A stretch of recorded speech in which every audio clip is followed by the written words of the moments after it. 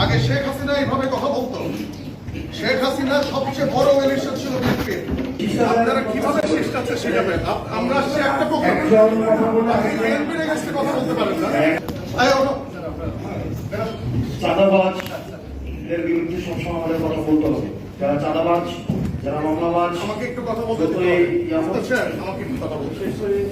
এটা তো স্বাধীনতা হইল না। আমরা তো আপনাদের কাছ থেকে স্বাধীন কিভাবে শেখাবেন আপনারা? আমি তো আপনারা কিভাবে শেষটাতে শেখাবেন? আমরা আসছি একটা প্রোগ্রাম, বিএনপির এগেইনস্টে কথা বলতে পারেন না।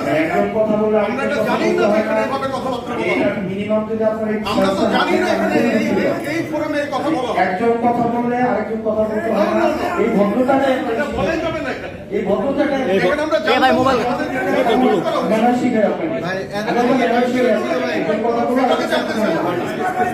এখানে যারা উদ্যোক্তা তারা কেন আমাদেরকে এখানে ইনভাইট করছে আমি জানতে চাই।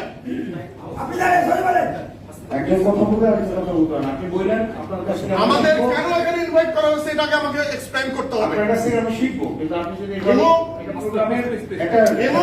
এইভাবে কথা বলতে পারেন। আমি তো কেমনে হলো আপনি এইভাবে কথা বলতে পারেন।